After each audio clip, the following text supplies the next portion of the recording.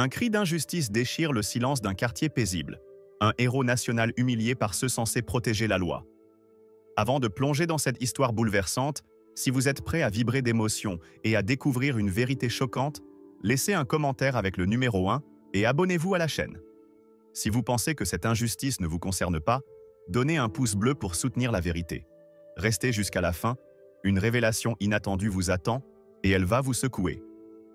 Dans l'élégant quartier de Saint-Cloud, près de Paris, sous un ciel d'automne éclatant, le général de l'armée de l'air française, Antoine Dubois, un homme afro-français de 55 ans, héros décoré pour ses missions périlleuses, marche tranquillement.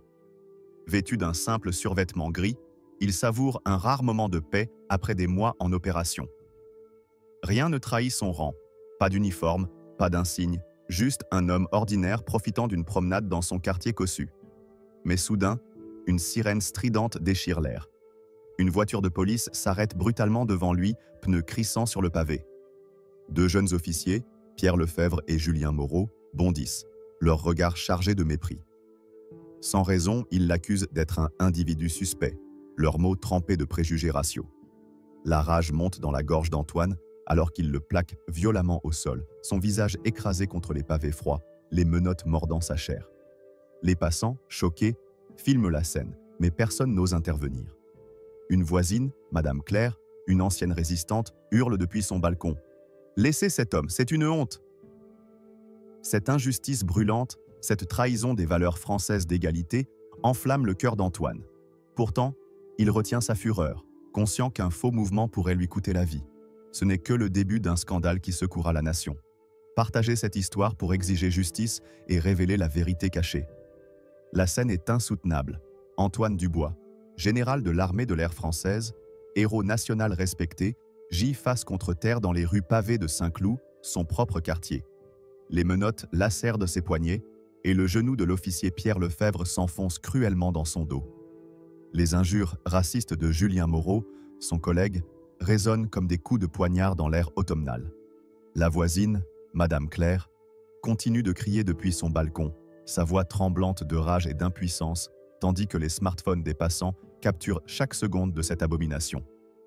Mais ce n'est que le début d'un scandale qui mettra à nu une vérité hideuse. Loin de se résigner, la colère d'Antoine, contenue par des années de discipline militaire, bouillonne sous sa peau, prête à exploser face à cette trahison des valeurs de la République française. Alors que le soleil décline, projetant des ombres longues sur les pavés, Lefebvre et Moreau intensifient leur agression. « T'es qui, toi, pour traîner ici? Un voleur? Un dealer ?» lance Moreau, son ton dégoulinant de mépris. Chaque mot est une gifle, chaque regard une accusation sans fondement. Antoine, dont la carrière a été forgée dans l'honneur et le respect, sent une rage incandescente monter en lui. Pourtant, il sait que la moindre résistance pourrait transformer cette humiliation en tragédie. Il répond calmement, sa voix grave et mesurée. « Je suis un résident de ce quartier, et je n'ai rien fait de mal. Je vous demande vos noms et matricules. » Mais cette requête légitime, prononcée avec une dignité inébranlable, ne fait qu'attiser la fureur des deux officiers. Lefebvre ricane, son visage juvénile déformé par une arrogance toxique. « Tu te prends pour qui, vieux? Ici, c'est nous qui posons les questions. » Et sans avertissement, il assène un coup de matraque sur l'épaule d'Antoine, provoquant une douleur fulgurante qui lui arrache un grognement étouffé. La foule s'agrandit autour d'eux. Parmi les spectateurs, un adolescent, Lucas, 16 ans, filme la scène en direct sur les réseaux sociaux, sa voix tremblante décrivant l'injustice en temps réel. Il brutalise un homme sans raison, c'est un scandale. Ce live, qui deviendra viral en quelques heures, ajoute une pression inattendue sur les officiers, mais aussi un nouvel élément dramatique. Un SDF, connu dans le quartier sous le nom de Vieux Paul, s'approche en titubant. Ce vétéran de la guerre d'Algérie, souvent ignoré par les habitants, reconnaît Antoine. Il l'avait croisé des années auparavant lors d'une cérémonie militaire où le général avait salué son service. « Laissez-le, c'est un héros, pas un criminel », hurle Paul, sa voix rauque brisant le silence. Mais Moreau, furieux, le repousse violemment, faisant tomber le vieil homme sur le trottoir. Cette brutalité supplémentaire enflamme la foule, et des murmures de révolte s'élèvent. Une femme, professeure à la Sorbonne, commence à scander « Justice! Justice !» La tension est à son comble, l'air chargé d'une colère collective. Antoine, malgré la douleur et l'humiliation, perçoit ce soulèvement spontané. Il puise dans sa formation militaire pour garder son sang-froid, mais son cœur bat à tout rompre. Il sait que chaque seconde de cette injustice est enregistrée, non seulement par les smartphones, mais aussi par les caméras de surveillance du quartier. « Vous faites une erreur grave », déclare-t-il, sa voix coupante comme une lame, même sous le poids du genou de Lefebvre. « Vos actions sont filmées, et vous paierez pour chaque insulte, chaque coup. » Ces mots, prononcés avec une autorité qui transcende sa position actuelle, font vaciller Moreau. Une lueur d'incertitude passe dans ses yeux, mais il tente de masquer sa peur par un rire forcé.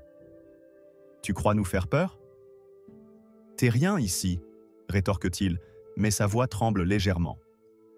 Ce qui rend cette scène encore plus insupportable, c'est le contraste entre l'homme qu'Antoine est, un leader qui a commandé des escadrons dans des zones de guerre, un symbole de l'excellence française, et le traitement qu'il subit. Cette injustice ne se limite pas à lui. Elle est un affront à tous ceux qui croient en l'égalité prônée par la devise « Liberté, égalité, fraternité ». Pour ajouter une valeur nouvelle, cette histoire met en lumière le rôle des citoyens ordinaires, comme Lucas et Paul, qui, par leur courage, deviennent des acteurs du changement.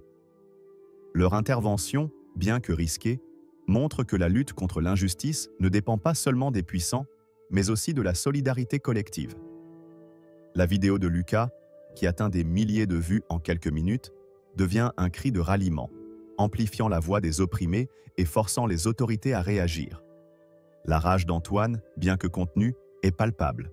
Elle n'est pas seulement personnelle, elle incarne la frustration de générations confrontées à la discrimination.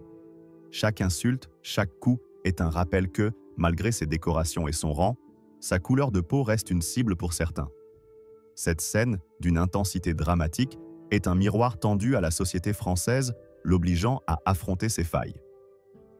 Si cette histoire vous révolte, laissez un commentaire avec le mot « justice » et partagez-la pour que la vérité éclate. Abonnez-vous pour découvrir la suite de ce scandale. Que va-t-il advenir de Lefebvre et Moreau? Antoine obtiendra-t-il justice? Une surprise choquante vous attend dans le prochain épisode, alors ne manquez pas ça.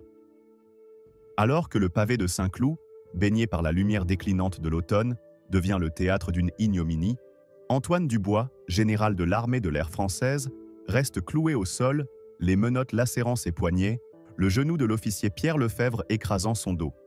Les insultes racistes de Julien Moreau, amplifiées par le silence horrifié des voisins, résonnent comme une profanation des idéaux de la République.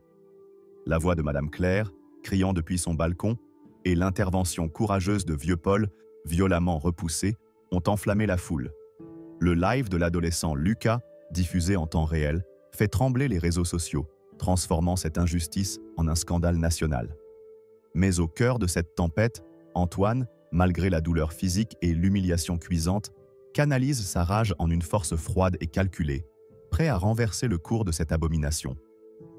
La tension dans l'air est électrique, chaque seconde semble suspendue à un fil prêt à rompre. Les passants, d'abord spectateurs passifs, commencent à s'agiter, leurs murmures se muant en cris de révolte.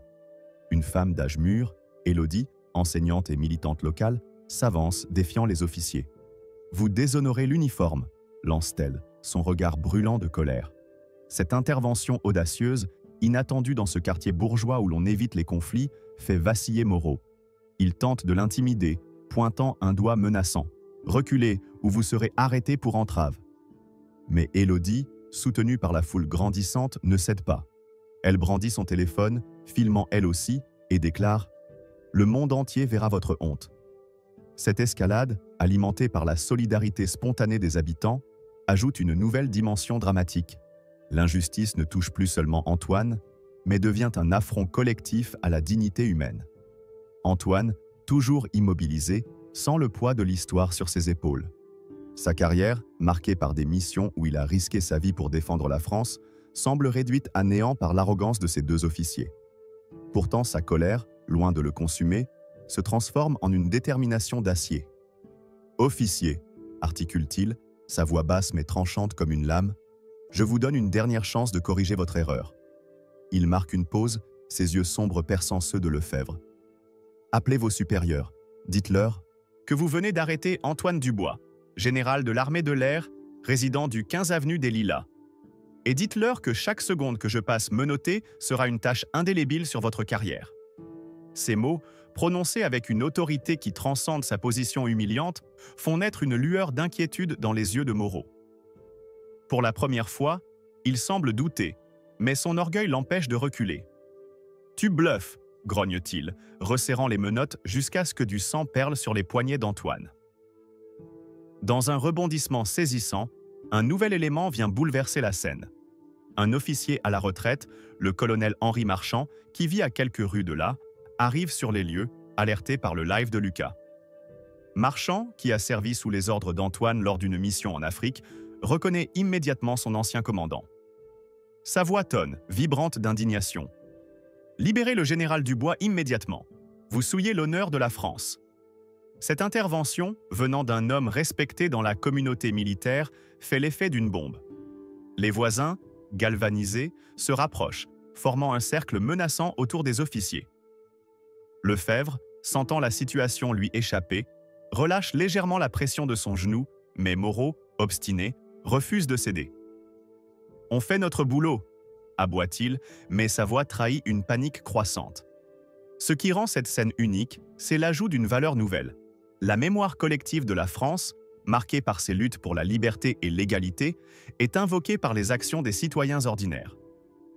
Élodie, Lucas et le colonel Marchand incarnent une résistance spontanée, rappelant que l'injustice ne peut prospérer face à une communauté unie. Leur courage contraste avec la lâcheté des officiers, soulignant que le combat contre le racisme et l'abus de pouvoir ne repose pas seulement sur les victimes, mais sur une responsabilité collective. Cette dynamique ajoute une profondeur émotionnelle et culturelle, ancrée dans l'idéal français de solidarité face à l'oppression. La rage d'Antoine, bien que contenue, est une force volcanique. Chaque insulte, chaque coup, est un affront non seulement à sa personne, mais à tous ceux qui, comme lui, ont cru en une France où le mérite prime sur la couleur de la peau. Il pense à ses ancêtres, à ceux qui ont lutté pour la liberté et à ses soldats qu'il a toujours protégés. Cette injustice n'est pas seulement personnelle, elle est un écho des combats inachevés de la société française. Pourtant, il reste maître de lui, sachant que sa réponse doit être stratégique. « Vos caméras corporelles, dit-il, chaque mot pesé, et celles des voisins enregistrent tout. Vous ne pourrez pas effacer cette honte. Appelez vos supérieurs maintenant, ou je vous promets que vous regretterez ce jour jusqu'à la fin de vos vies. » La foule, enhardie par les paroles d'Antoine et l'arrivée du colonel, commence à scander « Liberté, justice !» Le live de Lucas atteint des dizaines de milliers de vues, attirant l'attention des médias nationaux. Les officiers, acculés, échangent un regard nerveux. Moreau, toujours réticent, tente une dernière bravade, mais Lefebvre, plus jeune et moins sûr de lui, sort sa radio avec des mains tremblantes. « Capitaine Jenkins, ici Lefebvre, matricule 827. Nous avons un suspect, Antoine Dubois. Il dit qu'il est général. » Sa voix s'étrangle et un silence lourd s'installe. La réponse, quand elle arrive, est un hurlement à travers la radio. « Dubois? Le général Antoine Dubois? Mon Dieu, qu'avez-vous fait? Ne le touchez plus. J'arrive. » Cette confrontation, d'une intensité dramatique, met à nu les failles d'un système où le racisme et l'abus de pouvoir persistent, défiant les valeurs fondamentales de la France. Antoine, malgré la douleur et l'humiliation, incarne une résilience héroïque, transformant sa colère en un défi lancé à l'injustice. La scène, amplifiée par l'intervention des citoyens et la viralité du live, devient un cri de ralliement, un appel à ne jamais accepter l'inacceptable. Alors que la foule en colère scande « Liberté, justice !» Dans les rues pavées de Saint-Cloud, Antoine Dubois, général de l'armée de l'air française, reste cloué au sol, les menottes enserrant ses poignets ensanglantés, le genou de l'officier Pierre Lefebvre toujours pressé contre son dos. Les insultes racistes de Julien Moreau, bien que moins assurées, continuent de lacérer l'air, mais la dynamique a changé. Le live de l'adolescent. Lucas, devenu viral, a attiré l'attention nationale et l'intervention du colonel Henri Marchand, criant l'identité d'Antoine, a semé le doute dans l'esprit des officiers. La voix d'Élodie, la militante, et les hurlements de Madame Claire depuis son balcon amplifient la révolte collective. Mais c'est la réponse tonitruante du capitaine Jenkins, hurlant à travers la radio de Lefebvre, qui fait basculer la scène dans une tension insoutenable. L'atmosphère est saturée de colère, et le moment où l'identité d'Antoine éclate au grand jour devient un coup de tonnerre, prêt à ébranler les fondations même de l'injustice. Dans l'instant suspendu qui suit le cri du capitaine Jenkins, « Mon Dieu, qu'avez-vous fait ?» Un silence oppressant s'abat sur la rue. Les visages de Lefebvre et Moreau, autrefois arrogants, se figent en une pâleur mortelle. Leurs mains tremblent, leurs regards se croisent, cherchant une échappatoire à l'erreur monumentale qu'ils viennent de commettre. Antoine, toujours à terre, sent la pression du genou de Lefebvre s'alléger légèrement, comme si l'officier réalisait soudain la gravité de ses actes.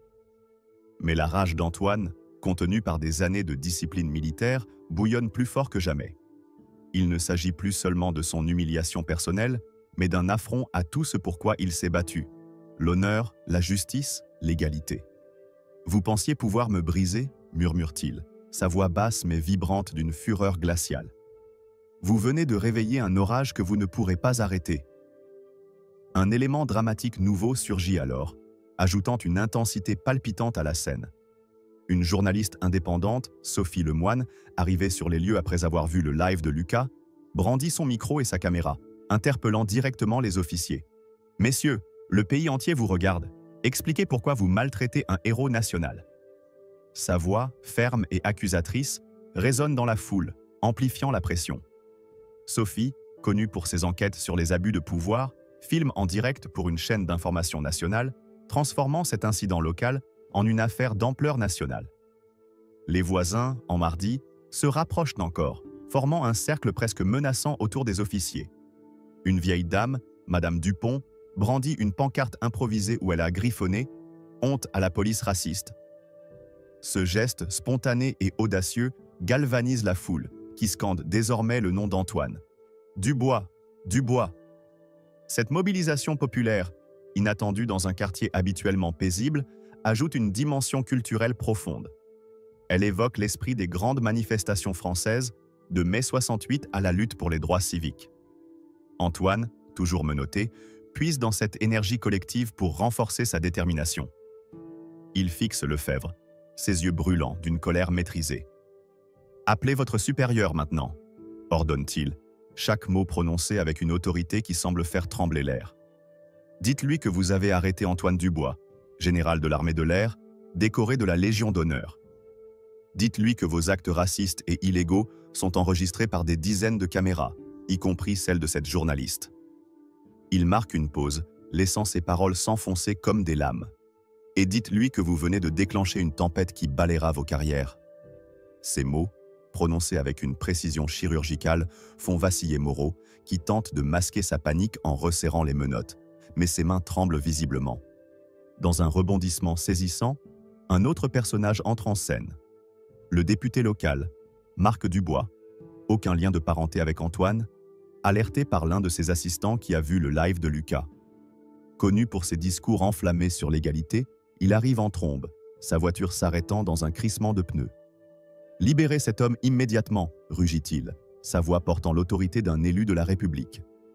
Sa présence, ajoutée à celle de Sophie et du colonel Marchand, transforme la scène en un tribunal public improvisé. Les officiers, acculés, échangent des regards désespérés. Lefebvre, la voix brisée, bredouille dans sa radio. « Capitaine Jenkins, c'est bien le général Dubois. On a besoin de vous, vite !» La réponse est un hurlement. « Ne touchez plus à lui. J'arrive avec le préfet. » Cette confrontation atteint un paroxysme dramatique, où la colère d'Antoine se mêle à celle de la foule, créant une synergie explosive. La valeur nouvelle réside dans l'amplification de l'incident par les médias et la société civile, montrant que l'injustice ne peut rester cachée à l'ère des réseaux sociaux. Ce moment incarne une France en quête de rédemption, où les citoyens, des adolescents aux élus, s'unissent pour défendre un idéal commun. La rage d'Antoine n'est pas seulement personnelle, elle est l'écho d'un peuple qui refuse de tolérer l'oppression. Chaque insulte, chaque coup est une blessure infligée à la République elle-même, et la présence de figures comme Sophie et Marc renforce l'idée que la justice doit être une responsabilité partagée. Alors que les sirènes des renforts approchent, Antoine reste immobile, son regard fixé sur l'horizon. Il sait que ce n'est pas la fin, mais le début d'un combat plus vaste. Sa fureur, canalisée par sa discipline, devient une arme pour exiger des comptes. Les officiers, désormais submergés par la peur, réalisent au trop tard l'ampleur de leur erreur. La scène, saturée d'émotions, est un cri de révolte contre le racisme et l'abus de pouvoir. Un appel à une France qui doit se regarder en face et corriger ses failles. Alors que les sirènes hurlent au loin, déchirant le crépuscule de Saint-Cloud, la rue pavée est devenue un théâtre de révolte. Antoine Dubois, général de l'armée de l'air française, gît toujours menotté, son visage marqué par la douleur et la fureur, mais son esprit affûté comme une lame. La foule, galvanisée par le live viral de Lucas, les cris d'Élodie, l'intervention du colonel Marchand et l'arrivée du député Marc Dubois, scande son nom avec une rage croissante. La journaliste Sophie Lemoine filme chaque seconde, son direct national exposant l'injustice au monde entier. L'appel paniqué du capitaine Jenkins à la radio a révélé l'identité d'Antoine, transformant l'arrogance des officiers Pierre Lefebvre et Julien Moreau en une peur palpable. Mais ce n'est qu'un prélude. L'arrivée des autorités supérieures marque le début d'un règlement de compte aussi dramatique qu'implacable, où la colère collective atteint son paroxysme. Sous un ciel désormais teinté de pourpre, les pneus d'une berline noire crissent sur l'asphalte, suivis de 2 voitures de police aux gyrophares hurlants.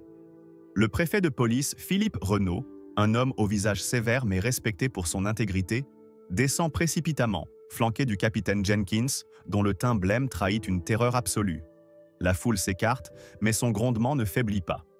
Renaud, ignorant les officiers tremblants, se dirige droit vers Antoine, son regard chargé d'une horreur mêlée de honte. « Général Dubois !» s'écrie-t-il, sa voix brisée par l'émotion.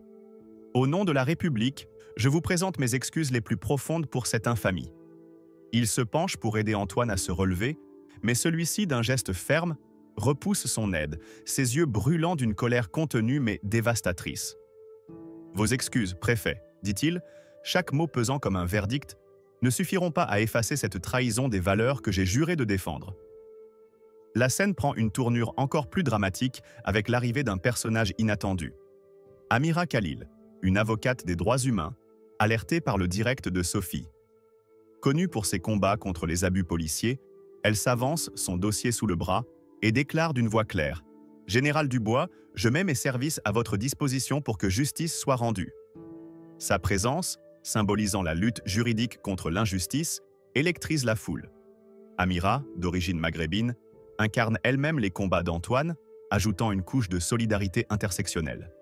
Elle pointe un doigt accusateur vers Lefebvre et Moreau. « Vos actes racistes et illégaux seront jugés, non seulement par la loi, mais par l'histoire. » Cette intervention, audacieuse et théâtrale, transforme la scène en un tribunal public, où la colère d'Antoine trouve un écho dans la détermination d'Amira. Le préfet Renaud, sous pression, ordonne immédiatement à Jenkins de libérer Antoine. Les menottes tombent dans un cliquetis métallique, mais les marques rouges sur ses poignets restent comme une accusation muette. Lefebvre et Moreau, désormais acculés, tentent de se justifier, balbutiant des excuses incohérentes. « Nous suivions les ordres, une plainte anonyme », bredouille Moreau, mais Renaud l'interrompt d'un rugissement. « Silence, vous avez déshonoré l'uniforme et la France entière. » Il ordonne leur désarmement immédiat. 2 officiers, visiblement mal à l'aise, s'approchent pour confisquer leurs armes et badges, tandis que la foule applaudit, sa rage se muant en une satisfaction amère. Jenkins, livide, murmure « Ils seront suspendus sans salaire en attendant une enquête fédérale. » Dans un rebondissement saisissant, un élément nouveau intensifie l'émotion. Un jeune policier, Karim, membre de l'unité arrivée en renfort, s'avance, défiant le protocole. D'origine algérienne, il a lui-même subi des discriminations au sein de la police. « Monsieur le préfet, dit-il, sa voix tremblante mais résolue, je ne peux pas rester silencieux. Ces officiers ne sont pas des cas isolés. Ce racisme gangrène notre institution. » Son témoignage, risqué et courageux, choque Renaud et fait taire la foule. Karim devient la voix des sans-voix au sein des forces de l'ordre, ajoutant une valeur nouvelle, la nécessité d'une réforme interne, portée non seulement par les victimes, mais aussi par ceux qui, dans le système, refusent de se taire. Cette confession publique, dans un contexte aussi tendu, amplifie l'impact de l'incident, montrant que le changement doit venir de toutes les strates de la société. Antoine, désormais debout, domine la scène par sa seule présence. Sa colère, toujours palpable, est désormais canalisée en une exigence implacable. Il fixe Renaud, sa voix grave résonnant comme un appel à la nation. Préfet, ce n'est pas à moi seul que vous devez des comptes, mais à chaque citoyen de ce pays qui croit encore en la justice. Ces officiers, dit-il, pointant Lefebvre et Moreau, ont piétiné l'égalité, bafoué la fraternité et profané la liberté. Si vous voulez restaurer l'honneur de votre institution, commencez par des sanctions exemplaires et des réformes profondes. Ces paroles, prononcées avec une autorité qui rappelle ses années de commandement, font frissonner la foule. Même Renaud, habitué aux crises, semble ébranlé. La valeur ajoutée de cette scène réside dans son ancrage dans la culture française, où la justice et l'égalité sont des piliers sacrés, mais souvent mis à l'épreuve. L'intervention d'Amira et de Karim incarne une alliance entre la société civile et les acteurs internes, montrant que la lutte contre le racisme nécessite une coalition large. La rage d'Antoine, mêlée à celle de la foule, devient un catalyseur pour une prise de conscience nationale, évoquant les grandes mobilisations françaises pour les droits humains. Chaque regard, chaque cri, est un défi lancé à une société qui doit choisir entre l'indifférence et l'action. Alors que Lefebvre et Moreau sont escortés, menottes aux poignets, vers une voiture de police, la foule explose en acclamations. Mais Antoine, le visage marqué par la fatigue et la douleur, ne savoure pas cette victoire. Sa colère reste intacte, car il sait que ce n'est qu'un premier pas. Il se tourne vers Renaud, son regard perçant. « Je veillerai, préfet. Chaque Français veillera. » Cette promesse, lourde de sens, clôt la scène sur une note de défi, annonçant un combat qui dépasse les pavés de Saint-Cloud pour embraser la nation entière. Alors que les gyrophares s'éloignent dans la nuit tombante de Saint-Cloud, emportant les officiers déchus Pierre Lefebvre et Julien Moreau, la foule, encore frémissante de colère, reste figée autour d'Antoine Dubois, général de l'armée de l'air française, désormais libéré de ses menottes. Les marques rouges sur ses poignets témoignent de l'injustice brutale qu'il vient de subir. Mais son regard, brûlant d'une rage contenue, annonce un combat loin d'être terminé. Le préfet Philippe Renaud, humilié par l'échec de ses hommes, promet des sanctions immédiates, tandis que l'avocate Amira Khalil et le jeune policier Karim ont donné une voix nouvelle à cette révolte. La journaliste Sophie Lemoine continue de filmer, son direct alimentant un scandale national, et le député Marc Dubois appelle à une réforme profonde. Mais c'est Antoine, debout au milieu de ce chaos, qui incarne désormais un symbole de résistance. Sa colère, loin de s'éteindre, devient le moteur d'une croisade pour transformer un système gangréné par le racisme et l'abus de pouvoir. Dans l'ombre grandissante des platanes centenaires, la tension reste palpable. Antoine, frottant ses poignets endoloris, s'adresse à Renaud d'une voix qui résonne comme un verdict. « Préfet, ce n'est pas une simple erreur. C'est une trahison des valeurs de la République, un affront à chaque Français qui croit en l'égalité. » Sa fureur, maîtrisée mais incandescente, fait taire la foule. Il pointe un doigt vers l'horizon, où les lumières des médias commencent à affluer. « Ce scandale, poursuit-il, ne sera pas étouffé. Pas cette fois. » À cet instant, un élément dramatique inédit surgit. Une délégation d'étudiants de l'université voisine, alertée par le live de Lucas, arrive avec des pancartes dénonçant le racisme systémique. Leur leader, une jeune femme nommée Aïssa, brandit un mégaphone et déclare « Général Dubois, vous n'êtes pas seul. Nous sommes la jeunesse de France et nous exigeons justice. » Cette irruption, vibrante d'énergie et d'idéalisme, évoque les grandes mobilisations françaises, de la Révolution aux manifestations modernes, et donne une nouvelle ampleur à l'incident. Le préfet Renaud, acculé, tente de reprendre le contrôle. « Général, je vous assure que des mesures seront prises, » balbutie-t-il. Mais Antoine l'interrompt, sa voix tranchante comme une lame. « Des mesures ? Ce n'est pas assez.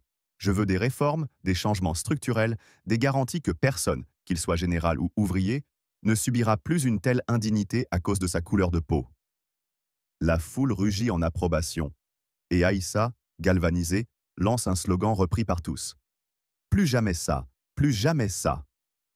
Ce cri, amplifié par les caméras de Sophie, devient un appel national, relayé par les réseaux sociaux jusqu'au couloir de l'Assemblée nationale. Dans un rebondissement saisissant, un haut fonctionnaire du ministère de l'Intérieur, présent incognito dans la foule, envoie un message urgent à ses supérieurs, signalant que l'incident risque de provoquer une crise politique majeure. Cette intervention discrète, mais lourde de conséquences, ajoute une dimension de suspense. Le scandale dépasse désormais Saint-Cloud pour menacer les plus hautes sphères de l'État. La valeur nouvelle de cette scène réside dans son ancrage dans l'idéal républicain français, où la justice sociale est une quête collective. L'arrivée des étudiants, menée par Aïssa, symbolise la relève d'une génération prête à défier les injustices systémiques. Leur alliance avec Antoine, Amira et Karim crée une coalition intergénérationnelle et intercommunautaire, montrant que la lutte contre le racisme nécessite l'union de tous, militaires, avocats, jeunes et même fonctionnaires.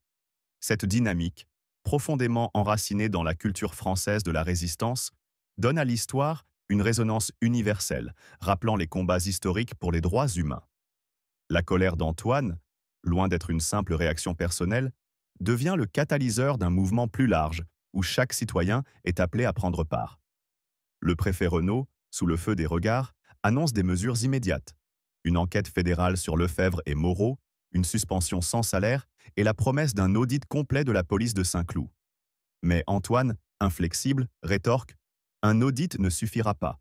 Je veux une refonte totale, recrutement transparent, formation obligatoire sur les biais raciaux et un conseil citoyen indépendant avec un vrai pouvoir. » Sa voix, autoritaire et vibrante, évoque les grands orateurs de la République, de Jaurès à De Gaulle.